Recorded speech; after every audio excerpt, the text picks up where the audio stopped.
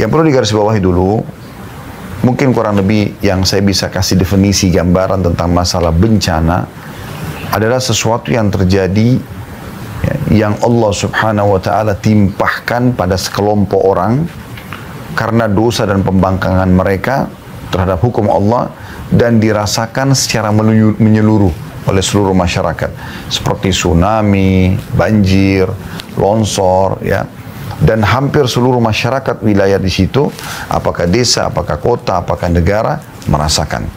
Nah, ini disilakan dengan bencana, makanya di bahasa kita kan bencana alam, ya. Nah, ini nanti kita akan jelaskan faktor-faktornya. Kemudian ada ujian dan cobaan. Kalau ini Allah subhanahu wa ta'ala menimpahkan secara individu kepada setiap orang, ya, untuk mengembalikan mereka ke jalan Allah di saat mereka lalai, seperti peringatan kepada orang-orang kafir, orang-orang fasik yang banyak melakukan kemaksiatan, ataupun orang beriman agar menambah derajat mereka. Nah, itu diistilahkan dengan ujian ataupun cobaan. Kita akan coba masuk kepada penjelasan lebih dalam tentang masalah dua tadi, kurang lebih gambaran definisi tadi itu, ya. Tentu ini definisi bukan definisi yang punya rujukan dari buku, ya. Saya hanya coba mengerucutkan sebuah gambaran definisi agar mudah difahami gitu. Dalil tentang bencana yang merata semua orang kena, Allah sebutkan di dalam Al-Quran. Di dalam surah Al-Anfal, surah nomor 8 ayat 25, yang bunyinya, A'udzu billahi minasyaitonir rajim, bismillahirrahmanirrahim, ya. Wattaqu fitnatan la tusibanna alladhina zalamu minkum khassah wa'lamu, ya, annallaha syadidul iqab. Yang artinya, hati-hatilah kalian. Bisa Anda buka di aplikasi Al-Quran, di handphone Anda, surah Al-Anfal, surah nomor 8 ayat 25, dan peliharalah diri kalian atau selamatkan diri kalian dari siksaan yang tidak khusus menimpa orang-orang zalim saja di antara kalian. Bencana kalau datang, orang-orang beriman di lokasi pun itu bisa kena gitu kan. Dan ketahuilah bahwa Allah amat keras siksaannya. Ini baru dalilnya. Kita akan jelaskan nanti faktor-faktor penyebabnya, ya. Sehingga Anda bisa menyadari dan mengetahui, oh ternyata ini faktornya. Dan Anda kalau jauhi atau hindari faktor tersebut, secara otomatis juga Anda akan selamat dari hal yang menyebabkan atau datangnya bencana tadi. Sementara kalau cobaan dan ujian, dalilnya adalah surah Al-Baqarah, surah nomor 2 ayat 155. Dan ini saya sudah sampaikan tadi dan saya ingatkan kembali, kalau bencana, siksaan yang Allah timpahkan kepada sekelompok manusia disebabkan karena dosa atau pembangkangan mereka, dan itu menyeluruh, semuanya kena gitu. Sementara ujian dan cobaan adalah siksaan atau cobaan ataupun sesuatu yang berat bagi seseorang secara individu yang Allah timpahkan, bisa karena pembangkangan dan kemaksiatan mereka seperti orang kafir dan orang fasik, atau orang beriman untuk mengangkat derajat mereka. Nah, contohnya misalnya orang sakit, ya, orang keselio, diganggu oleh orang, gunjing, fitnah dan segala macam, ya. Baik, dalilnya surah Al-Baqarah, surah nomor 2 ayat 155. Tentu di sini maksud dalamnya kematian, ya, kekurangan harta, bangkrut, tertipu orang dan seterusnya gitu. Bunyinya a'udzubillahi minasyaitonir rajim, Al-Baqarah 155, wa lanabluwannakum bisyai'in minal khaufi wal ju'i wa naqsin minal amwali wal anfusi wath thamarat wa basyiris sabirin. Kami pasti, kata Allah, kami pasti akan memberikan cobaan kepada kalian secara individu, semua orang beriman atau orang kafir, dengan sedikit ketakutan, kekhawatiran yang ada, ya, kelaparan, kekurangan harta dan jiwa, juga buah-buahan. Dan beritakanlah kabar gembira kepada orang-orang yang sabar. Ya, jadi akan diuji oleh Allah SWT. Kita akan rasakan lapar, kita akan rasakan, ya, kekurangan harta, apakah ditipu orang, apakah kita belum mendapatkan pekerjaan, atau dan seterusnya, ya. Dan juga hasil panen tidak selamanya pasti maksimal. Pasti akan ada kekurangan-kekurangan yang terjadi, ya. Maka sampaikan berita gembira kepada orang-orang yang sabar. Jadi kita sudah sampaikan kurang lebih tentang gambaran definisi bencana yang akan menimpa seluruh orang di satu wilayah karena pembangkangan dan dosa mereka kepada Allah. Sementara ujian datangnya kepada individual. Ya. Perlu kita tadaburi dulu sebelum lebih dalam kita bahas faktor-faktor penyebab daripada bencana dan juga cobaan ya individual tadi. Coba kita tadaburi ayat ini. Karena ini sebenarnya pondasi dasarnya. Terutama masalah bencana ya. Karena kalau kita dengar bencana teman-teman sekalian, longsor, tsunami, gempa, semua orang pasti ketakutan dan merasa ini sesuatu yang tidak diinginkan terjadi. Ya, berbeda mungkin dengan kalau ujian individual seperti misalnya lapar, haus, mungkin cuma dia saja yang rasakan. Dan ada juga orang mungkin dia masih menikmati keadaan dia sampai Allah memberikan dia jalan keluar. Tapi kalau bencana ini susah sekali. Karena umumnya membinasakan dan menghancurkan gitu. Teman-teman sekalian, ayat Al-Quran ini perlu dirundungi surah Hud, surah nomor 11 ayat 117 tentang pondasi dasar bencana itu. Bagaimana caranya supaya dia tidak datang, tidak terjadi. Ya. Maka perhatikan surah Hud ayat 117 yang berbunyi, A'udzu billahi minasyaitonir rajim wa ma kana rabbuka liyuhlikal qura bidzulmin wa ahluha muslihun. Dan Tuhanmu hai Muhammad sekali-kali tidak akan pernah membinasakan negeri-negeri secara zalim. Gak mungkin terjadi tsunami, bencana alam ya, apapun itu sifatnya atau namanya, tidak mungkin terjadi ya tiba-tiba tanpa sebab. Allah gak akan berbuat zalim. Dan Tuhanmu hai Muhammad sekali-kali tidak akan pernah membinasakan negeri-negeri secara zalim, sedangkan penduduknya berbuat kebaikan. Mereka jujur, mereka amanah, mereka bersedekah, mereka bakti sama orang tua, mereka menjenguk orang sakit, mereka menjauhi sifat-sifat buruk seperti bohong, menipu. Nggak mungkin negeri mereka itu, kota mereka dihancurkan oleh Allah. Itu nggak mungkin. Berarti pemahaman ya, lawan daripada pemahaman dari ayat ini adalah kalau orang berbuat zalim, berbuat kemaksiatan dan itu merata, maka secara otomatis Allah akan datangkan bencana tadi. Kemudian dalam surah Al-Qasas surah nomor 28 ayat 59 juga Allah Subhanahu wa taala berfirman, A'udzu billahi minasyaitonir rajim wa ma kana rabbuka muhlikal qura hatta yab'atha fi ummiha rasulan yatlu 'alaihim ayatina wa ma kunna muhlikil qura illa wa ahluha zalimun. Yang artinya, dan tidak ada Tuhan dan tidak mungkin Tuhanmu hai Muhammad membinasakan kota-kota, negeri-negeri, desa-desa sebelum dia Allah mengutus di ibu kota itu seorang Rasul yang membacakan ayat-ayat kami kepada mereka.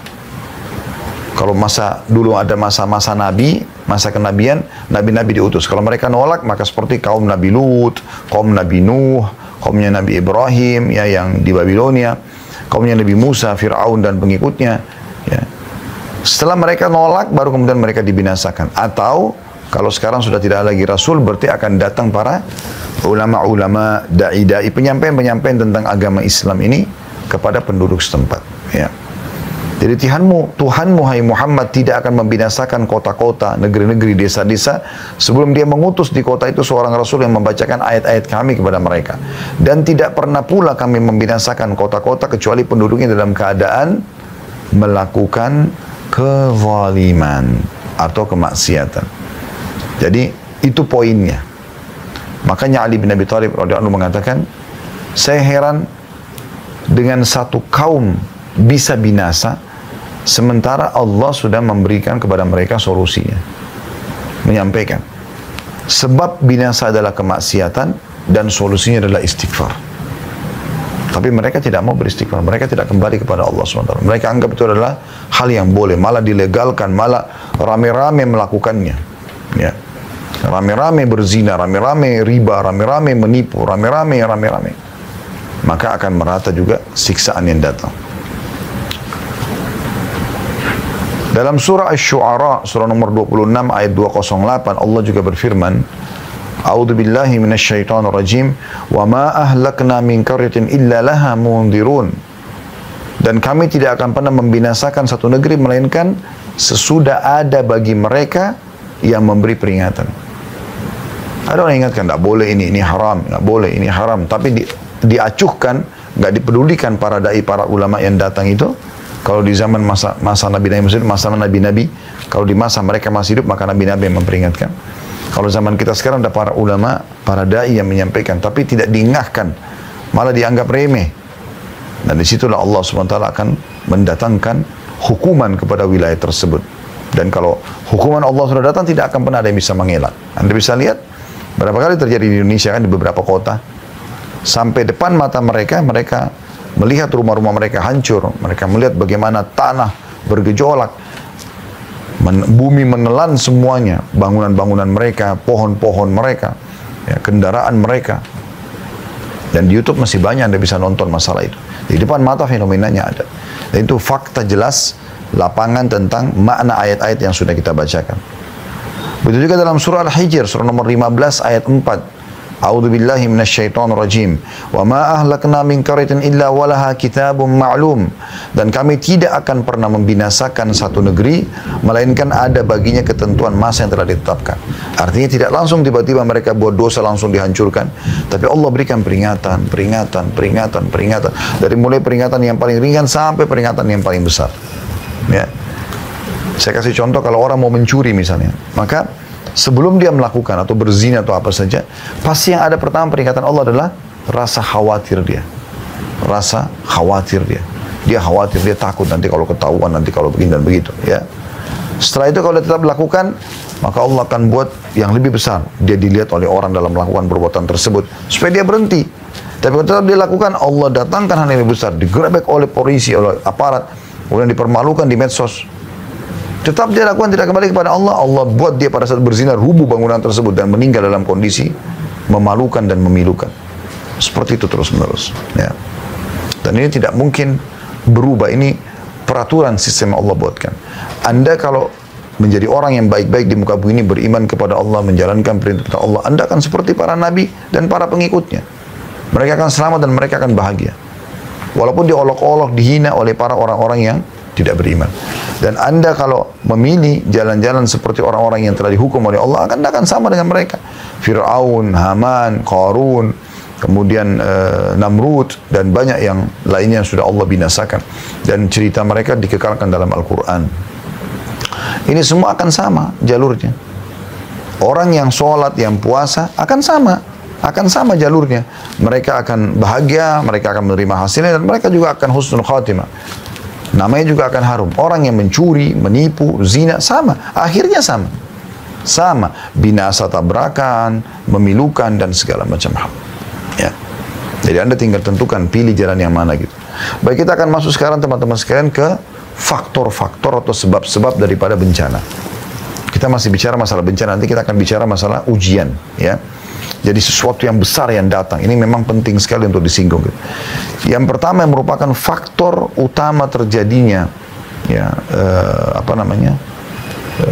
bencana ini adalah penolakan terhadap rasul-rasul atau penolakan terhadap ajaran Allah Subhanahu Wa Taala. Ada orang dia menolak ajaran Allah atau syariat Allah Subhanahu Wa Taala, tapi dia memang sebenarnya mau melakukan, cuman mungkin belum sekarang gitu. Tapi ada orang enggak, dia benci, lalu kemudian dia buat sebuah makar, bagaimana caranya supaya ini enggak ada lagi. Dakwah itu enggak ada, Islam enggak disebarkan. Ditutuplah masjid, ditutuplah sekolah-sekolah, dibakarlah buku-buku. Nah ini sudah menantang.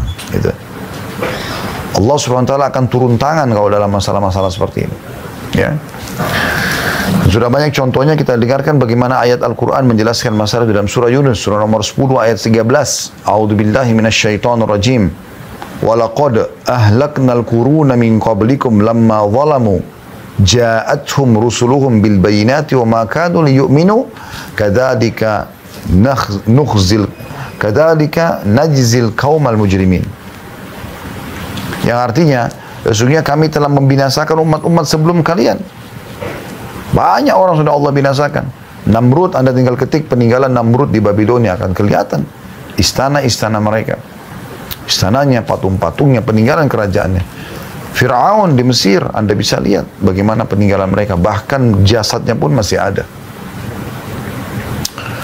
Kemudian juga, ya, Banyak yang lain peninggalan kaum Nabi Syuaib ya, di Madian, atau dikenal dengan wilayah Nabi Syuaib. Kemudian juga ada Madain Saleh yang ada di Saudi 4 jam dari kota Madinah, tempatnya Nabi Saleh, kaum Thamud ya. Bagaimana kaum Lut ada di Laut Mati di Jordan, Jordan dan Palestina. Jadi ada peninggalan-peninggalan mereka. Kita bisa nampak depan mata gitu. Allah sudah mengatakan, dan kami telah membinasakan umat-umat sebelum kalian. Ketika mereka berbuat kezaliman, apa sih kezaliman mereka yang Allah maksudkan? Allah katakan, padahal rasul-rasul mereka telah datang kepada mereka dengan membawa keterangan-keterangan yang nyata. Ya. Tapi mereka sekali-kali tidak hendak beriman. Mereka tidak mau menerima itu. Ini garis keras, ini. Intinya menolak agama Allah sebenarnya. Jadi, beda tentu kasusnya orang yang belum bisa mengamalkan, karena dia butuh proses, dengan orang yang sama sekali memang tidak mau mengamalkan. Ya. Jadi, akan datang bencana itu. Tetapi mereka sekali-kali tidak mau beriman. Demikianlah kami memberi pembalasan kepada orang-orang yang berbuat dosa. Jadi yang masalahnya adalah kezaliman yang Allah maksudkan, menolak para rasul, menolak syariat Allah yang telah dibawa oleh para rasul. Dan tentu penyambung lidahnya para rasul adalah para ulama, para dai ya. Mereka nggak mau belajar, mereka nggak mau tahu. Mau makanan, mau minuman, mau pergaulan, mau pendapatan halal atau haram, tidak penting bagi dia. Yang penting dia mendapatkan apa yang dia inginkan, hawa nafsunya. Dan sesuai dengan agama Allah SWT. Maka ini tentu menjadi penyebab ya. Demikian pula dalam surah Al-Anfal, surah nomor 8 ayat 54 tentang Fir'aun. A'udzubillahi minasyaitonirrajim. Al-Anfal 54. Kadabi ali fir'auna walladzina min qablihim kadzabu bi ayati rabbihim fa ahlaknahum bi dzunubihim wa aghraqna ala fir'auna wa kullun kanu zalimin. Keadaan mereka, orang-orang yang telah Allah binasakan, siapapun itu, termasuk yang di zaman-zaman kita sekarang, kalau masih ada orang yang Allah binasakan, serupa dengan keadaan Fir'aun dan pengikut-pengikutnya. Sama. Tadi sudah saya bilang, kalau dia melakukan kemaksiatan akan sama dengan nasibnya orang-orang yang maksiat sebelum kita. Kalau dia beriman, maka dia akan sama dengan orang yang beriman sebelumnya. Keadaan mereka, orang-orang yang Allah binasakan, serupa dengan keadaan Fir'aun dan pengikut-pengikutnya, serta orang-orang yang sebelumnya juga Fir'aun, yang sudah Allah binasakan. Mereka mendustakan ayat-ayat Tuhannya. Maka kami membinasakan mereka disebabkan dosa-dosanya, dan kami tenggelamkan Fir'aun dan pengikut-pengikutnya, dan kesemuanya adalah orang-orang zalim. Sama. Bangkang hukum Allah akan sama nasibnya. Bahkan ini bisa terjadi pada orang yang mengaku muslim pun, ya. Karena dia menganggap, oh nggak masalah. Bukannya dia coba belajar supaya dia bisa menerapkan syariat Allah, nggak nolak. Apalagi kalau tidak masuk di otak dia. Ya susah. Kalau kita jadikan syariat Allah SWT tolak ukur adalah otak seseorang di antara kita, lalu otak siapa yang akan jadi tolak ukur untuk menghakimi Al-Quran dan Sunnah Nabi SAW? Itu nggak mungkin. Yang benar otak kita yang adaptasi, mempelajari, kemudian kita coba lunakkan dan konekkan antara otak kita dengan hati nurani, agar kita bisa mengamalkan puasa, mengamalkan sholat malam, ya, menerima bagaimana malaikat maut datang mencabut ajal, ada kehidupan di alam barzah, ada surga neraka, baru bisa. Kalau enggak bakal bisa. Kalau pakai otak nggak mungkin. Itulah sebabnya muncul orang-orang yang menolak semua ini, ya, dengan otak-otak mereka yang tidak masuk akal ini, ya. Begitu juga dalam surah Muhammad, surah nomor 47 ayat 13. Allah Subhanahu wa taala berfirman, A'udzu billahi minasyaitonir rajim, wa ka'ayyin min qaryatin hiya ashaddu quwwatan min qaryatika allati akhrajatka ahlaknahum fala nasira lahum. Waktu Nabi Muhammad SAW diusir-usir, disiksa di Mekah, ya, saya dibuat terganggu dalam dakwah beliau, padahal beliau menyampaikan kebenaran tentang hukum Allah Subhanahu wa taala. Maka Allah mengatakan, betapa banyak hai Muhammad negeri yang penduduknya lebih kuat daripada penduduk negerimu, maksudnya Mekah. Penduduk negeri yang telah mengusirmu itu, kami telah membinasakan mereka karena penolakan mereka pada Rasul. Maka tidak seorang penolong pun pada mereka. Ini hampir terjadi teman-teman sekalian di Mekah. Waktu Nabi SAW berdakwah, lebih dari 10 tahun Nabi SAW berdakwah di Mekah, ya, ditolak dakwanya. Yang beriman hanya 153 orang. Itu pun, ya, 83 orang hijrah ke Ethiopia, cuma 70 orang yang tinggal bersama Nabi SAW di Mekah. Itu bukan waktu yang sedikit, 10 tahun lebih berdakwah. Tapi cuma sekian yang beriman gitu. Ya. Maka teman-teman sekalian, ya, Nabi SAW coba keluar, cari lokasi dakwah yang baru. Maka beliau menuju ke kota Taif. Kurang lebih antara 70 sampai 80 kilo dari kota Mekah. Dan kalau Anda pernah dengar Nabi SAW pernah disusui oleh Halimah Sa'diyah, suku Sa'diyah itu ada di kota Taif kurang lebih, sekitar Taif gitu ya. Dan sampai sekarang Anda bisa kunjungi kota Taif kalau Anda lagi umrah, misalnya kalau Allah buka satu waktu lagi insya Allah umrah, Anda bisa mengunjungi kota Taif, kota yang cukup bagus, indah, ada di atas gunung gitu ya, dan udaranya cukup dingin gitu. Yang jelas teman-teman sekalian, Allah Subhanahu wa Ta'ala mengutus Nabi Muhammad SAW karena di Mekah ditolak, menuju ke sana, diizinkan, pergilah ke sana.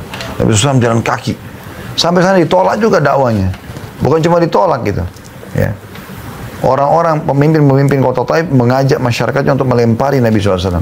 Jadi setiap kali Nabi angkat kakinya satu dilempari, diturunkan sudah sakit nih, dan bukan 1-2 orang yang melempari, hampir satu kota Taif ya. Dan pada saat turun sudah kesakitan, yang satu diangkat karena orang melangkah kan harus mengangkat kaki, yang satu lagi dilempar, berdarah-darah, keringatan, ditolak dakwah Nabi SAW. Di Mekah ditolak, di Taif ditolak. Coba kita bayangkan kalau kita di posisi Nabi SAW pada saat itu. Islam masih belum dikenal, bukan kayak sekarang. Al-Quran masih baru berapa ayat yang turun gitu. Ya. Maka yang terjadi teman-teman sekalian, Nabi SAW keluar dari pintu gerbang dalam kondisi memang betul-betul sedih ya. Dan beliau terus jalan sampai berada di bawah sebuah pohon, istirahat sejenak. Nah, waktu beliau istirahat sejenak teman-teman sekalian, tiba-tiba Jibril datang alaihissalam. Kemudian Jibril ya mengatakan, hai Muhammad, sesungguhnya sekarang bersamaku ini malaikat khusus yang mengatur semua gunung di muka bumi. Dia yang bertanggung jawab, hancurin, pindahin, segala macam. Maka kami sudah melihat ini, seakan-akan Jibril mengatakan, kami sudah melihat ini bagaimana Mekah dan Taif menolak. Kalau kau mau, perintahkan apa saja sama dia. Kalau kau mau, perintahkan dia agar menyatukan antara gunung Taif dan Mekah ini, ya, digabungkan, hancur semua 2 kota ini, dan dakwamu akan tersebar. Tetap Islam akan diterima. Mereka nolak, mereka akan hancur. Atau pilihannya, kau bersabar hai Muhammad dan dakwamu akan tersebar. Maka karena hati ya, nurani Nabi SAW yang sangat lembut, penuh kasih sayang, dan mendahulukan agar umat manusia ini mendapatkan hidayah, bukan cuma kehancuran dari Allah SWT, atau bukan spontanitas kehancuran, maka Nabi SAW mengatakan tidak. Aku berharap ya agar Allah mengeluarkan dari keturunan mereka orang-orang yang beriman kepada Allah. Lahir dari Al-As bin Wa'il, Amr bin As, seorang pejuang Islam, bahkan yang membawa Islam ke Afrika. Ya, terkenal dengan kecerdasannya. Lahir dari Al-Walid, Khalid bin Walid. Ya. Dan lahir dari banyak tokoh-tokoh Mekah seperti Abu Jahal, Ikrimah bin Abi Jahal radhiyallahu anhu ajma'in, jadi sahabat dari orang pejuang Islam.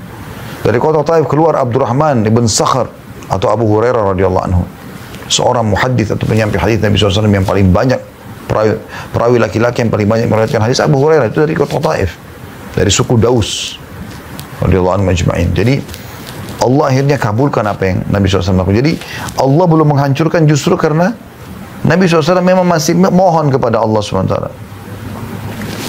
Demikian pula selanjutnya dalam surah Asy-Syu'ara, surah nomor 26 ayat 139, Allah berfirman, A'udzu billahi minasyaitonir rajim, fakadzdzabuhu fa ahlaknahum, ya. Inna fi dzalika laayatan wa ma kana aktsaruhum mu'minin. Maka mereka mendustakan Hud, kaumnya Nabi Hud, ya, kaum 'Ad. Lalu kami binasakan mereka. Sesungguhnya pada demikian itu benar-benar terdapat tanda-tanda kekuasaan Allah, tapi kebanyakan mereka tidak beriman. Jadi perlu kita melihat, mengenang kisah umat-umat sebelum kita, karena mereka jelas Allah binasakan. Ya, yang paling jelas tadi kisah Fir'aun itu, yang sampai sekarang bisa dilihat muminya di Mesir. Yang kedua teman-teman, sebab setelah penolakan terhadap Rasul adalah meratanya dosa besar. Dan ini yang umum sekarang terjadi di muka bumi ya. Allah menyebutkan dalam surah Al-An'am, surah nomor 6 ayat 6, A'udzu billahi minasyaitonir rajim, Alam yarau kam ahlakna min qablihim min qarnin makkannahum fil ardi ma lam numakkin lakum wa arsalna as-samaa'a 'alaihim midraran wa ja'alna al-anhara tajri min tahtihim fa ahlaknahum bidhunubihim wa ansha'na min ba'dihim qarnan akharin. Apakah mereka tidak memperhatikan berapa banyak generasi yang telah kami binasakan sebelum mereka? Banyak. Namrud, Fir'aun tadi ya. Kaumnya Nabi Lut, kaumnya Nabi Shu'aib, kaumnya Nabi Saleh. Padahal generasi itu telah kami teguhkan kedudukan mereka di muka bumi. Mereka punya rumah, mereka punya bisnis, mereka punya militer, ya. Yaitu keteguhan yang belum pernah kami berikan kepadamu, pada kita sekarang. Dan kami curahkan hujan yang lebat atas mereka, dan kami jadikan sungai-sungai mengalir di bawah mereka. Mereka bisa hidup, sungai-sungai ada, bisa melimpah ambil hasilnya dari sungai tersebut, ya. Ikan dan segala macam itu. Dan juga hujan lebat sehingga tumbuh-tumbuhan mereka jadi subur. Kemudian kami binasakan mereka karena dosa mereka sendiri. Dan kami ciptakan sudah mereka generasi yang lain. Ini karena dosa-dosa besar. Ya, makanya kaum Lut Allah binasakan karena homoseksual mereka lakukan. Allahul Musta'an, Allah tempat kita meminta pertolongan di zaman kita sekarang, subhanallah, ya. Malah hampir semua yang menjadi penyebab kaum sebelum kita Allah binasakan ada pada kita. Kaum Nabi Lut homoseksual. Sekarang malah lebih berkembang LGBT. Bukan cuma homoseksual, sama lesbiannya sekalian, transgendernya sekalian. Jadi aneh gitu. Ya, kalau Allah mau binasakan itu luar biasa. Sudah banyak faktor-faktor. Kaum Nabi Lut dulu cuma satu itu saja, cuma homoseksual saja. Di beberapa wilayah di muka bumi ini bahkan ada pernikahan sah sesama jenis. Nah, ini aneh ini. Tapi itu terjadi. Kecurangan di sebagian kaum sebelum kita, kaumnya Nabi Shu'aib, dalam timbangan mereka, bisnis mereka, curang, menipu. Allah binasakan. Sekarang berapa banyak penipuan yang terjadi dan kecurangan, ya. Dan begitu banyak sebab-sebab yang Allah binasakan mereka itu semuanya ada. Nah, kita harus hati-hati, ya. Jangan dianggap remeh masalah ini. Dalam surah Isra surah nomor 17 ayat 17 Allah berfirman, a'udzubillahi minasyaitonir rajim, wa kam ahlakna minal quruni min ba'di Nuh wa kafa bi rabbika bi dhunubi ibadi khabiran basira. Berapa banyak, kata Allah, kaum sesudah Nuh telah kami binasakan, dan cukuplah Tuhanmu maha mengetahui lagi maha melihat dosa hamba-hambanya. Dalam ayat lain Allah menjelaskan termasuk dosa besar ini kezaliman, ya. Kalau tadi kan di dosa yang penyebab pertama itu kan kena penolakan terhadap Rasul secara umum. Ini juga dosa sebenarnya. Tapi kita bicarain dosa-dosa besar. Kalau itu kan penolakan terhadap Rasul itu kekufuran udah. Allah juga berfirman dalam surah Al-Hajj nomor 22 ayat 45 tentang masalah salah satu dosa besar itu kezaliman. Pemimpin yang zalim, masyarakatnya zalim satu sama yang lain. Dalam surah Al-Hajj nomor 22 ayat 45, a'udzubillahi minasyaitonir rajim, faka'im min qaryatin ahlaknaha wa hiya zalimatun fahiya khawiyatun ala urushiha wa bi'rin mu'attalatin wa qasrin masyid. Berapa banyak kota dan negeri yang telah kami binasakan yang penduduknya dalam keadaan zalim. Zalim artinya tidak memberikan hak orang lain atau mengambil hak orang lain. Maka tembok-tembok kota atau negeri itu rubuh menutupi atap-atap rumah mereka. Dan berapa banyak sumur yang telah ditinggalkan dan istana-istana yang tinggi.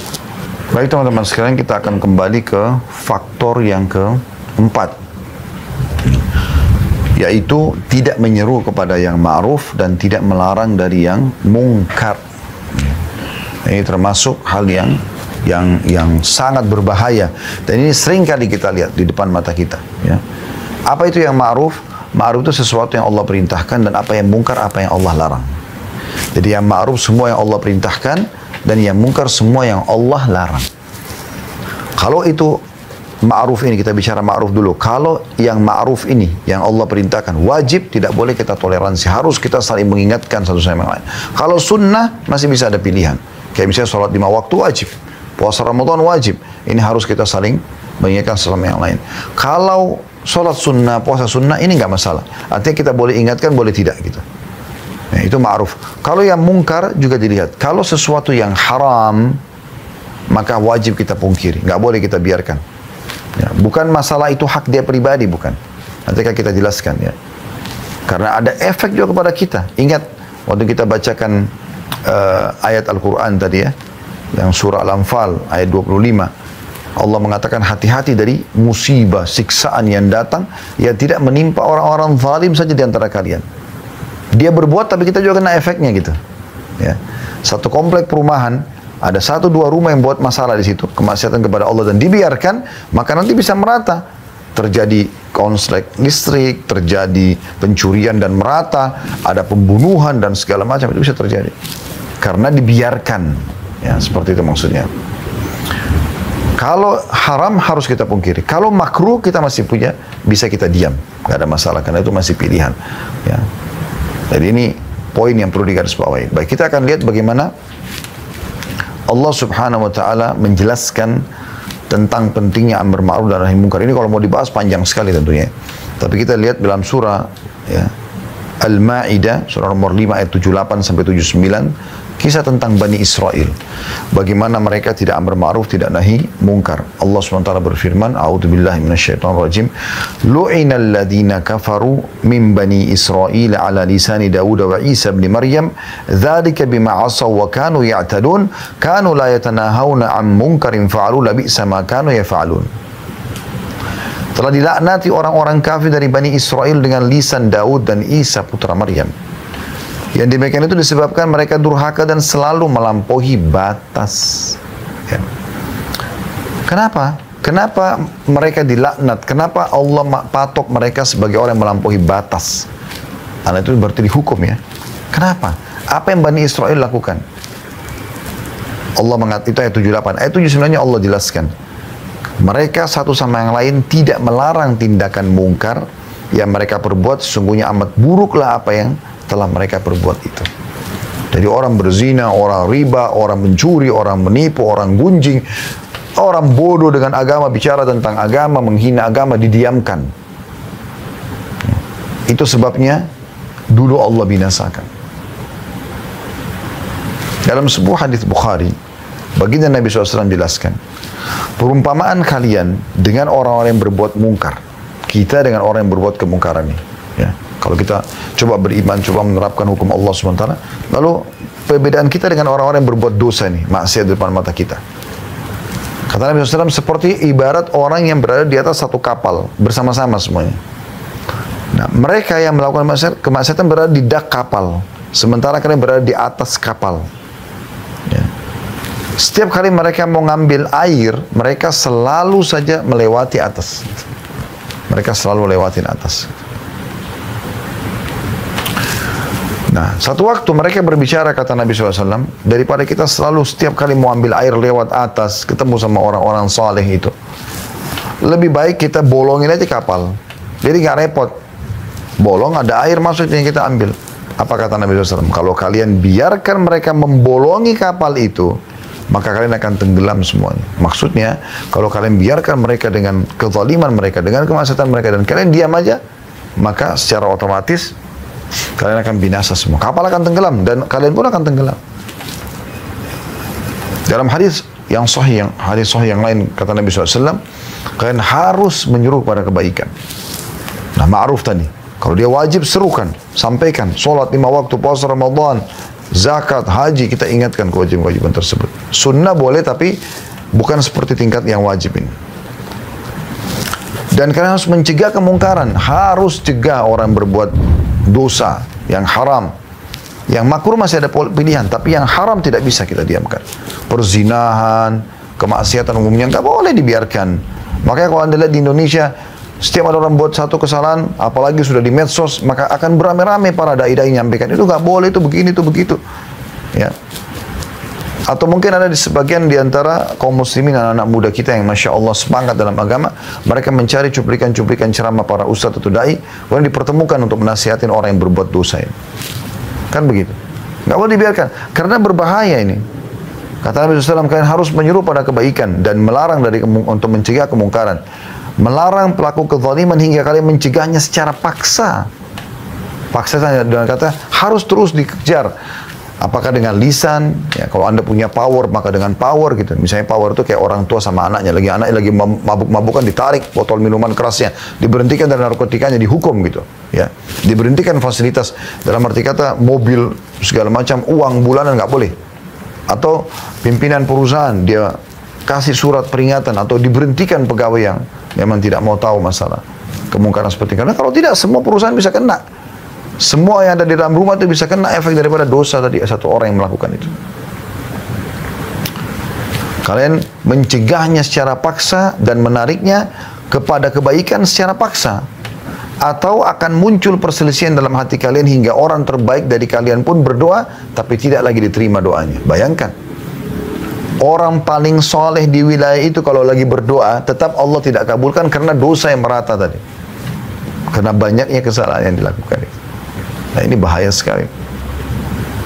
Bersyukurlah teman-teman kalau di wilayah Anda, di kota Anda masih ada dai-dai yang mau mengingatkan. Bahkan kadang-kadang suara mereka lantang mengingatkan. Karena mereka tahu masalah ini.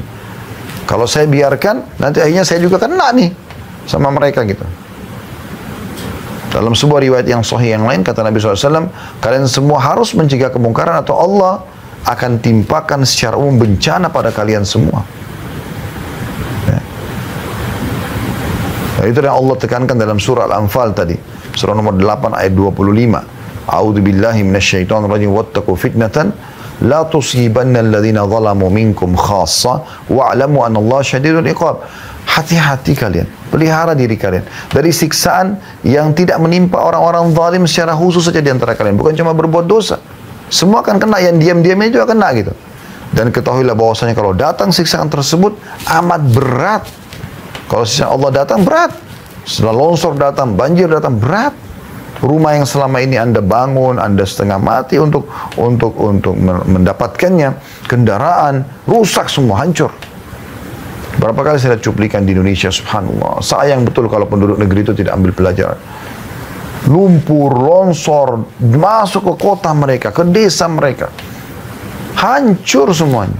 Depan mata mereka, keluarga mereka meninggal. Ada yang lagi jalan, ada yang lagi duduk, meninggal. Dan jadi kaku kena ya, lumpur-lumpur tersebut. Banjir-banjir yang membawa, menghancurkan rumah-rumah mereka. Menghancurkan ya, kendaraan-kendaraan mewah mereka. Mereka beli dengan berusaha untuk mendapatkan uang agar bisa membelinya. Tapi juga tidak diambil pelajaran, subhanallah. Setelah keadaan kondusif lagi, kembali lagi maksiat. La haula wa la quwata illa billah. Bukannya diambil pelajaran gitu. Dalam hadis Bukhari yang lain, hadis sahih kata Nabi SAW, Allah mengutus Jibril untuk menghancurkan satu negeri. Di satu keadaan, tapi tidak disebutkan negerinya di mana. Jibril disuruh datang untuk menghancurkan negeri itu oleh Allah SWT. Lalu Jibril menemukan salah satu penduduk negeri itu orang soleh. Ada satu orang soleh itu, ahli ibadah. Maka dia melapor kepada Allah mengatakan, ya Allah, kata Nabi SAW, ya Allah, sungguhnya di negeri itu terdapat hambamu fulan, orang soleh. Maka Allah mengatakan atau berfirman, mulailah siksa dari dia. Loh kok bisa? Orang yang soleh, dia yang dimulai disiksaan. Karena dia tidak pernah menyuruh pada kebaikan dan tidak pernah mencegah kemungkaran. Mau masuk surga sendiri. Ini hadis sahih. Hati-hati. Anda jangan sholat sendiri. Kalau ke masjid, aja orang yang sekitar jalan. Ayo Pak, sholat Pak, sudah waktunya. Mulai dari rumah tangga, suami ingatkan istri, istri ingatkan suami, orang tua ingatkan anak, anak ingatkan orang tua, majikan ingatkan pembantunya, supirnya, ingatkan. Begitu juga dengan orang di perusahaan, atasan ingatkan bawahan, bawahan ingatkan atasan, saling mengingatkan sama yang lain staff. Ya. Lingkup masyarakat juga begitu. Se-RT, se-RW, satu kecamatan, satu kelurahan, satu kecamatan, lingkup lebih besar, satu desa, satu kota, dan seterusnya. Saling mengingatkan. Kalau tidak, maka akan jadi masalah. Dalam hadis Muslim, hadis yang sahih, pernah Ummu Salamah radhiyallahu anha bertanya, istri Nabi SAW radhiyallahu anha, dia mengatakan, aku bertanya kepada Nabi SAW, apakah kami akan ditimpa siksaan sementara di antara kami terdapat orang-orang saleh?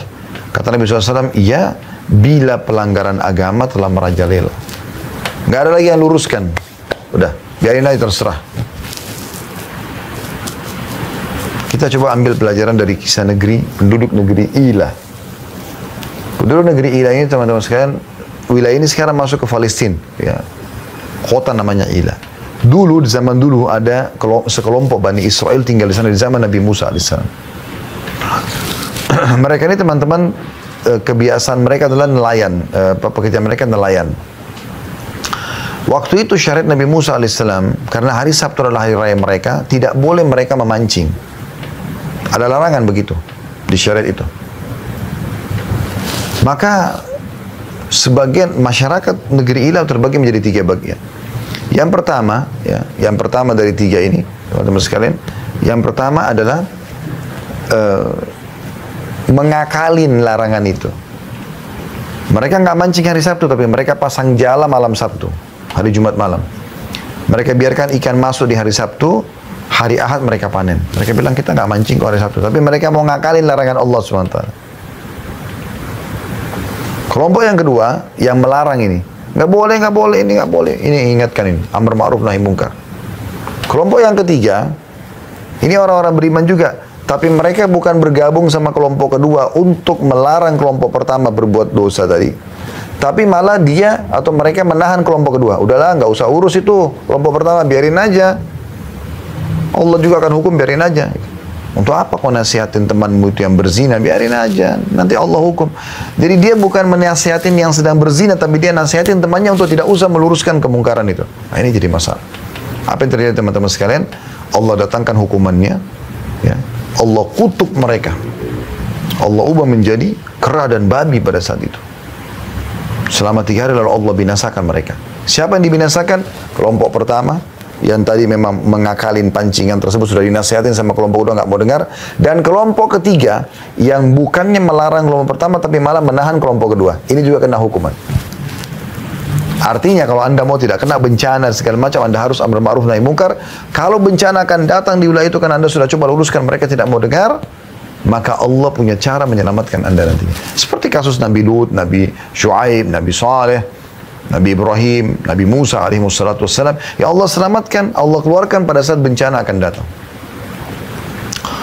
Allah gambarkan tentang penduduk negeri Ila ini dalam surah Al-A'raf. Anda bisa lihat surah nomor 7 ayat 163 sampai 167. Bunyinya a'udzubillahi minasyaitonir rajim, was'alhum 'anil qaryati allati kanat hadiratal bahri idh ya'duna fis sabti idh ta'tihim hitanuhum yawma sabtihim syur'an wa yawma la yasbituna la ta'tihim kadzalika nablum bima kanu yafsukun. Wa idh qalat ummatun minhum lima ta'iduna qauman illahu muhlikum wa mu'adzibuhum 'adzaban syadida qalu ma'dziratan ila rabbikum wa la'allahum yattaqun. فلما نسوا ما ذكروا به أنجينا الذين ينهون عن السوء وأخذنا الذين ظلموا بعذاب بئيس بما كانوا يفسقون فلما عتوا عما نهوا عنه قلنا لهم كونوا قردة خاسئين وإذ تأذن ربكم لا يبعثن عليهم إلى يوم القيامة من يسومهم سوء العذاب إن ربك لسريع العقاب وإنهم لغفور رحيم. Ayat 163-nya Allah mengatakan agar Nabi Muhammad SAW menanyakan kasus penduduk negeri Ila kepada orang-orang Yahudi di Madinah. Mereka tidak mau beriman. Baik, alasan mereka menolak kenapa? Ini bukan Nabi. Baik, ada satu kisah dari Bani Israel penduduk negeri Ila, tidak semua orang tahu. Nabi ini tahu nih. Allah SWT perintahkan Nabi Muhammad SAW ceritakan pada mereka. Kata Allah, tanyakan kepada mereka, hai Muhammad. Tanyakan kepada mereka, hai Muhammad. Tentang penduduk negeri, ya, yang pernah dihuni oleh Bani Israel yang terletak di dekat laut, pinggir pantai. Ketika mereka melanggar aturan hari Sabtu, nggak boleh mancing, tapi mereka akalin hari malam Sabtu pasang jala, hari Ahad mereka panen. Di waktu datang kepada mereka ikan-ikan yang berada di sekitar mereka terapung-apung di permukaan air. Dan di hari-hari yang bukan Sabtu, ikan-ikan itu tidak datang kepada mereka. Demikianlah kami mencoba mereka disebabkan karena mereka berbuat fasik.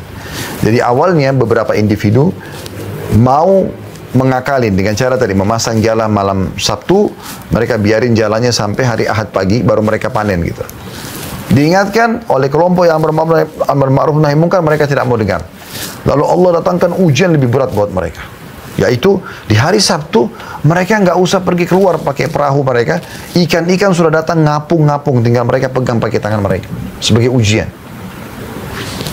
Sehingga mereka makin melanggar. Itu 163. 164-nya kata Allah, Dan ingatlah ketika satu umat di antara mereka berkata, mengapa kamu menasihati kaum yang Allah akan binasakan mereka dan mengadab mereka dengan adab yang amat keras. Jadi kelompok pertama berbuat dosa tadi, melanggar mancing hari Sabtu. Kelompok kedua menasihatin. Ya Allah ingatkan di sini, ingat kelompok yang ketiga. Mereka datang kepada kelompok kedua mengatakan, mengapa kamu mau menasihatin satu kaum, kelompok pertama, yang Allah akan binasakan mereka. Biarkan aja mereka zina, biarkan aja. Kalau saya, biarkan aja mereka mancing melanggar. Kalau kita sekarang biarkan aja mereka zina, mabuk, ke karaoke, diskotik, biarin aja. Nanti mereka juga akan dihukum sama Allah. Nggak bisa, karena yang mereka lakukan itu berefek juga pada kita gitu. Nah. Maka para kelompok kedua yang melarang kelompok ketiga, kelompok pertama tadi, ya, menjawab, agar kami punya alasan di depan Tuhan kami. Kalau kami sudah ingatkan ya Allah, di hari kiamat Allah akan tanya, kau berdakwah nggak? Kau sampaikan nggak? Gitu. Agar kami lepas tanggung jawab depan Allah di kiamat. Kami nggak dihukum sama Allah. Dan siapa tahu mereka bertakwa. Siapa tahu mereka dapat hidayah. Gitu kan. 165-nya. Maka tak kala mereka melupakan apa yang diperingatkan kepada mereka. Nggak mau dengar. Kelompok pertama nggak mau dengar. Kelompok ketiga juga, bukannya bergabung sama kelompok kedua setelah dengar alasan tadi, mereka tetap aja, udahlah nggak usah gitu. Maka tak kala mereka melupakan apa yang diperingatkan kepada mereka, kami selamatkan orang-orang yang melarang dari perbuatan jahat, kelompok kedua. Dan kami timpakan kepada orang-orang zalim siksaan yang keras, kelompok pertama sama yang ketiga. Disebabkan mereka berbuat fasik. Ya. Jadi, tidak melarang orang mungkar pun kena nanti bersama dengan orang yang berbuat mungkar itu. Karena dianggap sama mereka. 166-nya. Maka tak kala mereka bersikap sombong terhadap apa yang dilarang, mereka mengerjakannya. Sudahlah, nggak usah urus saya, terserah. Saya mau zina, saya mau mabuk, saya mau narkotika, terserah. Maka kami katakan kepada mereka, jadilah kera yang hina. 167-nya Allah mengatakan, dan ingatlah atau pelajarilah ketika Tuhan mau memberitahukan bahwa sungguhnya Dia akan mengirim kepada mereka orang-orang Yahudi itu, karena ini kan orang-orang dari Bani Israel, orang Yahudi. Sampai hari kiamat nanti orang-orang yang akan menimpakan kepada mereka azab yang seburuk-buruknya. Sesungguhnya Tuhanmu amat cepat siksanya dan sesungguhnya Dia adalah Maha Pengampun lagi Maha Penyayang. Karena secara umum mereka memang umumnya tidak mau. Kalau yang tidak sukai, walaupun Allah perintahkan mereka tinggalkan. Yang mereka sukai walaupun Allah larang mereka tetap lakukan. Dan ini bukti nyata tentang masalah datangnya siksa-siksa yang besar. Jadi kalau Anda hindari 4 faktor ini, insya Allah. Ya. Nah itu tentang masalah, jangan pungkiri para rasul. Sekarang penyambung lidahnya para ulama diingatkan terima. Yang kedua, jangan biarkan dosa besar merata. Tinggalkan itu. Mulai dari kita dan orang-orang sekitar. Jangan ada kezaliman dan selalu amar ma'ruf nahi munkar. Maka tidak akan ada bencana, pasti. Kembali kepada surah Hud, surah nomor 11 ayat 117 tadi. Sekarang kita masuk teman-teman yang kedua, masalah ujian individual yang datang. Ini sebabnya bisa kena dosa. Kata Nabi SAW dalam hadis yang diriwayatkan Imam Ahmad, terdapat dosa-dosa yang tidak dapat dibersihkan dengan istighfar. Dan Allah SWT akan mencoba hamba tersebut dengan penyakit untuk membersihkan dosa-dosanya. Karena dosa-dosa yang dilakukan banyak, maka Allah uji dia. Ya. Dalam hadis riwayat Muslim yang lain, ya, tidak ada yang menimpa seorang Muslim dari capek, letih, sakit, gangguan orang, ya, sampai duri yang menusuk tubuhnya kecuali akan jadi pembersihan dosanya. Jadi memang ada dosa-dosa yang akhirnya Allah datangkan cobaan untuk membersihkan itu kalau orang-orang beriman. Kalau orang-orang fasik, ya, Allah jadikan sebagai peringatan kepada mereka. Kalau Anda sudah beriman, Anda sudah coba beramal soleh, Anda tetap sakit, Anda tetap ada gangguan orang, itu untuk menambah derajat Anda di surga. Makanya pernah terjadi setelah Abu Bakar dan Umar radhiyallahu anhum meninggal, mulai datang kelompok-kelompok ya Syiah yang dibentuk oleh Abdullah bin Saba, seorang Yahudi yang pura-pura masuk Islam. Dan Allah al-Musta'an sampai sekarang tersebar kemana-mana pemahaman dia. Semoga Allah selamatkan diri kita, keluarga kita, dan negara kita terutama, dan negara-negara muslimin dari pemahaman Syiah ini. Itu bahaya sekali gitu. Pendirinya saja orang Yahudi gitu. Maka pada saat itu mereka mencaci maki Abu Bakar sama Umar. Ditanya kepada Ummul Mukminin Aisyah radhiyallahu anha, wahai Ummul Mukminin, bagaimana pendapat Anda dengan orang yang mencela Abu Bakar sama Umar padahal mereka sudah lewat, sudah meninggal? Apa kata Ummul Mukminin Aisyah radhiyallahu anha? Saya tidak melihat kecuali Allah ingin menambahkan pahala buat mereka setelah meninggal mereka. Allah datangkan itu. Nah, ada orang-orang yang melakukan dosa ya, secara individual, kalau orang-orang fasik ya, supaya mereka kembali. Atau orang kafir supaya mereka sadar gitu.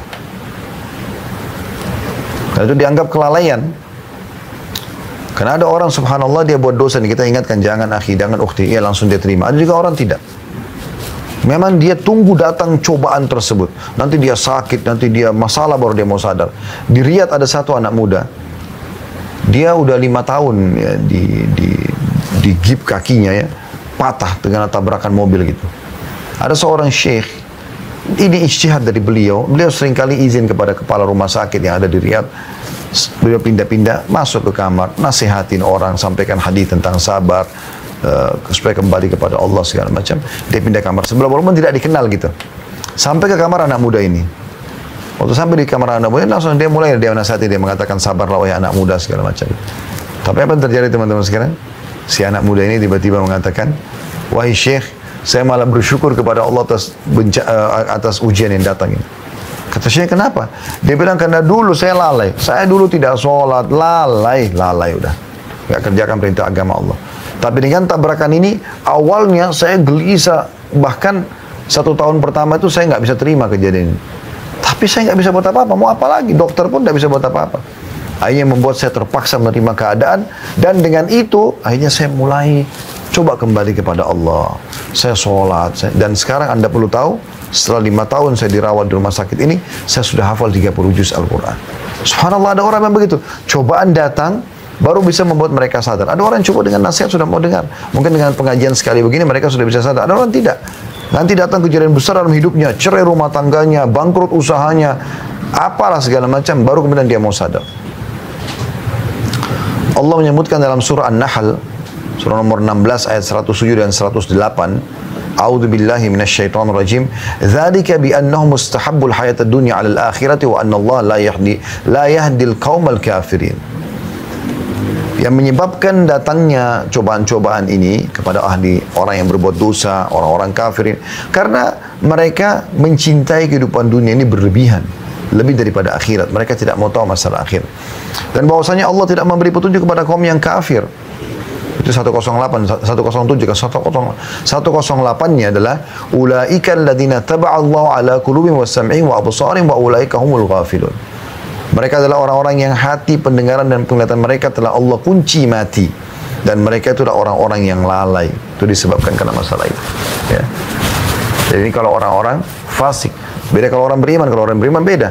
Orang beriman kalau Anda sudah jaga sholat, Anda sudah jaga pendapatan Anda sudah coba. Tapi masih ada juga cobaan-cobaan datang.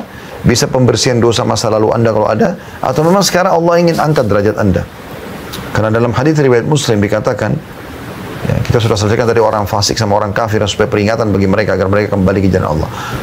Kalau orang ya mukmin agar mereka lebih dekat lagi dengan Allah SWT dan Allah angkat derajat mereka, karena dengan cobaan datang kita bisa menangis kepada Allah, kita bisa lebih hati-hati. Orang kalau datang cobaan subhanallah mungkin pintu-pintu dosa sangat kecil, tertutup sekali.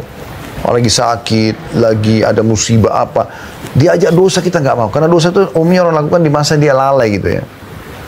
Kata Nabi SAW, kalau Allah mencintai seorang hamba, Allah akan uji dia. Maksudnya orang beriman. Ujiannya datang kepada dia untuk membersihkan dosa masa lalu, atau memang untuk mengangkat derajat dia. Mungkin ada derajat di surga, dia nggak bisa dapatkan kecuali 100 tahun sholat malam, 100 tahun puasa, 100 tahun baca Quran. Tapi umur dia cuma 60 tahun. Allah ingin dia sampai ke sana. Bagaimana Allah kasih dia penyakit 10 tahun? Ya, dia harus selalu minum obat dan berobat misalnya. Dalam hadis riwayat Ahmad, kata Nabi SAW, bila Allah mencintai seorang hamba, ya, karena imannya, maka Allah akan mengujinya.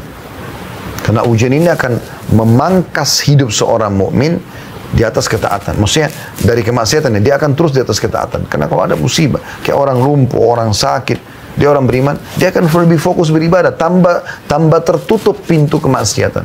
Jadi dia memangkas hidupnya, umurnya agar selalu ada dalam ketaatan. Jadi tidak ada kemaksiatan lagi gitu. Ada ayat Al-Quran yang perlu kita renungi teman-teman. Sekarang kita tadabburi, yaitu surah Al-Ankabut ya. Saya harap teman-teman buka di aplikasi Al-Qurannya ini. Surah nomor 29 ayat 1 sampai ayat 7. Jadi ini sekaligus menjawab ayat ini tentunya selain dari bahasan kita. Orang-orang yang berpikir, kenapa orang berbuat dosa masih aja dikasih rezeki sama Allah ya. Misalnya. Allah jelaskan, perhatikan baik-baik. Ayat 1 sampai ayat 7. A'udzu billahi minasyaitonir rajim, surah Al-Ankabut surah nomor 29. Alif lam mim, hasiban nas wa yutraku an yaqulu amanna hum la yuftanun. Alif lam mim, huruf-huruf awal potongan dalam Al-Quran yang Allah lebih tahu maknanya atau nama lain surah itu. Apakah manusia mengira bahwasanya mereka akan dibiarkan begitu saja? Makan, minum, tidur. Sementara, dan mereka mengatakan kami beriman, sedang mereka tidak diuji. Jadi bukan berarti orang sudah beriman, sudah lurus, sudah tidak diuji. Tidak, Allah akan uji untuk melihat keimanannya. Sabar gak dia? Karena kan kita sebagaimana nikmat disuruh syukuri supaya bertambah, ya, juga cobaan kita bersabar. Ya, ini harus berimbang. Seperti dua sayap dalam kehidupan yang tidak boleh terpisah satu sama yang lain. Lalu Allah katakan, وَلَقَدْ فَتَنَّا الَّذِينَ مِنْ قَبْلِهِمْ فَلَا يَعْلَمَنَّ اللَّهُ الَّذِينَ صَدَقُوا وَلَا يَعْلَمَنَّ الْكَاذِبِينَ. Dan sungguhnya kami telah menguji orang-orang sebelum mereka. Orang-orang beriman juga diberikan ujian. Nabi SAW diuji, para sahabat diuji gitu kan. Bukan berarti karena mereka punya dosa. Maka sungguhnya Allah akan mengetahui orang-orang yang benar dengan keimanannya, bisa menerima cobaan tersebut dengan bersabar, sebagaimana mereka bisa bersyukur kalau ada nikmat gitu kan. Dan sungguhnya dia mengetahui, Allah mengetahui orang-orang yang dusta. Dari situ Allah bisa tahu orang ini jujur atau dusta dalam keimanannya. Di ayat 4-nya Allah mengatakan, am hasibal ladzina ya'maluna sayyiati ay yasbikuna sa'a ma yahkumun. Apakah orang-orang yang mengerjakan dosa itu mengira bahwasanya mereka akan luput dari azab kami? Enggak ada dosa yang tidak dihukum sama Allah SWT. Amat buruk apa yang mereka tetapkan itu. Enggak mungkin. Lalu Ustaz, saya lihat kok ada orang yang berbuat dosa tapi tidak dihukum sama Allah. Belum. Dan Anda tidak tahu apa hukuman yang ada pada diri dia. Anda tidak tahu bagaimana kegelisahan dalam hidupnya. Anda tidak tahu bagaimana rumah tangganya. Anda tidak tahu pekerjaannya. Anda tidak tahu, mungkin tiba-tiba Allah datangkan kepada dia penyakit kronis yang membuat dia tidak bisa buat apa-apa lagi. Makin banyak dosa dia lakukan, maka makin berat yang akan datang kepada dia. Tapi jelas ayat 4 Al-Ankabut ini mengatakan tidak mungkin ada orang berbuat dosa lalu luput dari siksa kami. Bahkan dalam hadis yang sahih kata Nabi SAW, kalau kalian melihat nikmat melimpah pada seorang hamba sementara dia bermaksiat, ketahui itu adalah tadarruj atau tahapan siksaan dari Allah. Ayat 5-nya, man kana yarju liqa'a Allah fa inna ajalallahi la'at wa huwa as-sami'ul 'alim. Barang siapa yang mengharapkan pertemuan dengan Allah, mau selamat di akhirat, mau masuk surga, maka sungguhnya waktu yang dijanjikan Allah itu pasti datang. Dan dia maha mendengar lagi maha mengetahui. Ayat 6-nya, وَمَنْ جَاهَدَ فَإِنَّمَا يُجَاهِدُ لِنَفْسِهِ إِنَّ اللَّهَ لَغَنِيٌّ عَنِ الْعَالَمِينَ. Dan barang siapa yang berjihad, berperang jalan Allah, atau dia berusaha memaksakan diri untuk tetap dalam ketaatan, meninggalkan kemaksiatan, maka sungguhnya jihadnya itu adalah untuk dirinya sendiri. Dia yang selamat, Allah tidak butuh itu. Sesungguhnya Allah benar-benar maha kaya atau tidak memerlukan sesuatu dari semesta alam. Biar kita sholat 700 tahun, Allah tidak butuh dengan sholat kita. Allah tidak butuh dengan ibadah kita. Kita tinggalkan dosa, Allah tidak butuh. Itu untuk diri kita sendiri. Ayat 7, ayat terakhir di sini yang kita bahas adalah walladzina amanu wa amilus solihati lanukaffiranna anhum sayyi'atihim wa lanajziyannahum ahsanal ladzi kanu ya'malun. Dan orang-orang yang beriman dan beramal saleh, benar-benar akan kami hapuskan dari mereka dosa-dosa mereka, dan benar-benar akan kami berikan kepada mereka balasan yang lebih baik dari apa yang mereka kerjakan. Kita tutup teman-teman sekalian dengan hikmah daripada ujian dan cobaan. Yang pertama, penanaman sifat sabar. Ya. Jadi saya sudah bilang tadi bagaimana nikmat kita syukuri, cobaan kita sabari. Ini harus sama, harus berimbang. Nggak boleh nikmat kita syukuri, tapi cobaan kita tidak sabari, nggak boleh. Itu orang beriman harus dua-duanya sama. Jadi dia senyum pada saat nikmat ada, dia juga senyum pada saat cobaan ada. Allah sudah sebutkan tadi dalam surah Al-Baqarah 155, kami akan menguji kalian, gitu kan. Dan Allah menyebutkan, dilanjutkan ayat, saya akan kembali bacakan 155-nya. Allah bilang, A'udzu billahi minasyaitonir rajim. Al-Baqarah 155. Wala nabluwannakum bisyai'im minal khaufi wal ju'i wa naqsi minal amwali wal anfusi wath thamarat basyiris sabirin. Kami pasti akan menguji kalian secara individu dengan sedikit ketakutan, kelaparan, kekurangan harta, jiwa dan buah-buahan, dan sampaikan berita gembira kepada orang-orang yang sabar. Ya. Allah uji itu. Kemudian teman-teman sekalian, dengan adanya cobaan kita kembali kepada Allah. Selain penanaman sifat sabar, juga kita kembali kepada Allah. Dan yang paling baik kita mulai dengan kalimat istirja. Inna lillahi wa inna ilaihi raji'un. Kami milik Allah, kami akan kembali kepada Allah. Perhatikan Allah sebutkan di lanjutan Al-Baqarah tadi 156, 157. Tadi 155 sudah kita baca, Allah akan uji kita dengan segala macam ujian. Lalu Allah mengatakan 156-nya yang dan sampai 155-nya dan sampaikan kabar gembira kepada orang yang sabar di akhir ayat. 156 Allah katakan, alladzina idza asabathum musibatun qalu inna lillahi wa inna ilaihi raji'un. Yaitu orang-orang yang kalau ditimpa musibah mereka mengatakan kami milik Allah, kami akan kembali kepada Allah. Itu yang paling pertama diucapkan, kalimat istirja' namanya. Allah katakan dalam 157-nya, ulaika alaihim salawatun min rabbihim wa rahmah wa ulaika humul muhtadun. Mereka lah orang-orang yang mendapatkan keberkahan yang sempurna dan rahmat dari Tuhan mereka, dan mereka itulah orang-orang yang mendapatkan petunjuk. Ya. Dalam sebuah hadis yang sahih kata Nabi SAW, tidaklah seorang hamba ditimpa musibah lalu mengucapkan inna lillahi wa inna ilaihi raji'un. Ya Allah, kami milik inna lillahi wa inna ilaihi raji'un, kami milik Allah, kami akan kembali kepada Allah. Lalu ditambah lagi doa Allahumma ajurni. Lalu ditambah dengan doa Allahumma ajurni fi musibati wa akhlif li khairan minha. Ya Allah, berikanlah aku pahala ya pada cobaan ini ya, musibah ini, dan gantikan aku yang lebih baik darinya. Kata Nabi SAW, maka Allah akan ganti masalahnya menjadi kesenangan. Jadi itu yang kedua. Jadi kita menerima takdir Allah Subhanahu wa taala. Yang ketiga, munculnya sifat solidaritas dengan adanya bencana yang terjadi, gempa segala macam, muncullah solidaritas. Jadi yang tidak kena maka membantu saudaranya, kesempatan mendapatkan pahala, gitu kan. Dan kata Nabi SAW, khairun nas anfa'um lin nas. Sebaik-baik muslim ya, itu adalah yang paling bermanfaat bagi orang lain gitu, ya. Dan kata Nabi SAW, barang siapa tidak peduli dengan perkara muslimin maka bukan dari golongan mereka, gitu kan. Kemudian selanjutnya, yang keempat adalah iman akan takdiran hari kiamat. Dengan adanya musibah cobaan seperti ini, baik individual ataupun ya sifatnya bencana yang besar, maka ini mengingatkan kita tentang ada takdir, ada yang sesuatu yang Allah tentukan yang tidak bisa dibantah, dan juga ada hari kiamat yang akan kita dibangkitkan nanti. Sebagaimana kita lihat dahsyatnya bencana-bencana ini, juga kita akan bisa lihat bencana yang besar nanti. Ya, bagaimana manusia tidak sadar dengan ini, teman-teman? Sekarang kalau Anda di lokasi Jakarta, saya lihat di sekitar kantor kami, hujan lebat. Dan dari tadi, saya mau keluar, subhanallah, guntur yang besar. Tadi sambil saya jadikan bahan muhasabah, teman-teman sekalian. Kalau di wilayah Anda kebetulan yang ikut acara ini tidak hujan, mungkin satu waktu Anda bisa lihat, atau mungkin Anda pernah lihat, bagaimana hujan yang deras, suara guntur, petir. Bagaimana suara guntur yang begitu dahsyat, masih belum membuat orang sadar, kalau ada Sang Pencipta Allah yang bisa menghukum dia setiap saat. Dari mana suara ini? Dari mana petir? Dari mana hujan ini turun? Kalau tidak ada yang mengaturnya semua. Ini mengingatkan kita tentang takdir Allah, gitu kan? Dan juga menyadarkan kepada kita tentang adanya hari kiamat, ya. Adanya hari kiamat.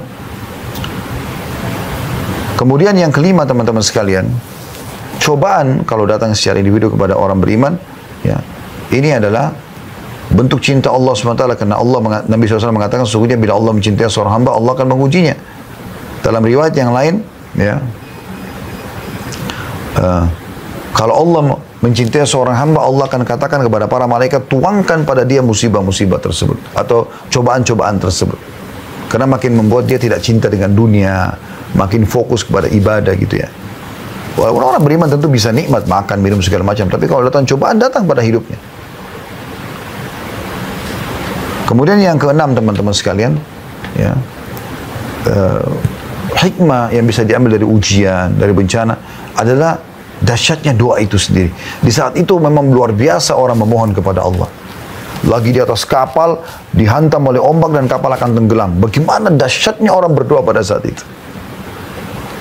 Sebab Ikrimah bin Abi Jahal radhiyallahu anhu, Ikrimah anaknya Abu Jahal Fir'aunnya umat ini, meninggal dalam keadaan kufur, tapi anaknya Ikrimah masuk Islam gara-gara apa? Dia mau melarikan diri dari Nabi SAW pada saat pembebasan kota Mekah. Dia pergi ke Jeddah, lalu naik kapal menuju ke ke Ethiopia, ke Afrika. Di tengah lautan dengan hikmah Allah dihantam ombak, kapal tersebut akan tenggelam. Banyak orang-orang yang di atas kapal itu semua penyembah berhala. Dia kenal bahwa berhala mereka mohon-mohon tolong bantu. Makin keras ombak, makin kuat angin, terguling mereka, dan banyak patung-patung mereka yang mereka pegang itu jatuh pecah. Ikrimah lalu berpikir, mana kekuatan Tuhan yang mereka anggap selama ini? Maka dengan itu akhirnya dengan akal sehatnya dia akhirnya kembali kepada Allah SWT. Dia berdoa kepada Allah dengan tulus agar Allah selamatkan, kemudian dia kembali ke Mekah lalu dia beriman kepada Nabi Muhammad SAW. Di saat itu luar biasa doa. Itu hikmah juga, gitu kan? Mungkin kalau Anda lagi sakit, Anda berdoa kan beda dengan kalau Anda lagi tidak sakit. Anda lagi ada musibah, bangkrut usaha, Anda berdoa beda. Doanya di situ tuh luar biasa, lebih khusyuk gitu. Ya. Cuma memang yang perlu kita ketahui juga teman-teman sekalian, ujian-ujian yang Allah berikan ini pasti penuh dengan kasih sayang Allah. Apalagi kalau Anda orang beriman. Bahkan orang kafir pun termasuk bentuk kasih sayang Allah. Karena dengan cobaan tersebut mereka jadi bisa sadar, mereka lebih hati-hati. Apalagi bagi orang beriman gitu. Ya. Karena pernah Nabi SAW melihat ada seorang ibu lagi menyusui anaknya. Kemudian kata Nabi SAW, kalau seandainya ya, kita bakar api dan kita suruh ibu ini untuk membakar anaknya, apakah dia mau? Kata para sahabat, tentu tidak mau ya Rasulullah. Kata Nabi SAW, ketahuilah Allah lebih sayang kepada kalian daripada ibu itu kepada anaknya. Jadi Allah sebenarnya memberikan ujian itu sebenarnya bukan karena benci, tapi Allah mau hambanya kembali kepadanya. Yang terakhir teman-teman sekalian, mutiara yang bisa kita ambil ya dari ya, tadi yang keenam masalah doa, yang ketujuh terakhir adalah mentadabburi firman Allah Subhanahu wa taala ya, dalam surah As-Sajdah, surah nomor 32 ayat 21, agar ya kita menyadari dan kita kembali kepada Allah ya. Saya tidak ingat tadi, mohon maaf kalau memang poin ini sudah masuk. Kalau sudah masuk berarti dari ini masuk ke poin yang sebelumnya, hikmah sebelumnya, karena ini baru saya tambahkan tadi. Tapi ayat ini sempat ya terlintas di benak tadi sebelum isi materi ini. Anda bisa buka surah Sajdah, surah nomor 32 ayat 21. Allah memang menggambarkan kalau semua cobaan-cobaan dan musibah, bencana yang datang ini untuk mengembalikan ke jalan Allah SWT. فَلَنُذِيقَنَّهُمْ مِنَ الْعَذَابِ الْأَدْنَى دُونَ الْعَذَابِ الْأَكْبَرِ لَعَلَّهُمْ يَرْجِعُونَ. Dan kami pasti akan memberikan mereka cobaan-cobaan di muka bumi ini agar mereka ya, menyadari dan kembali, gitu kan, sebelum ada cobaan yang besar atau siksaan yang besar di neraka nanti di akhirat. Allahu a'lam.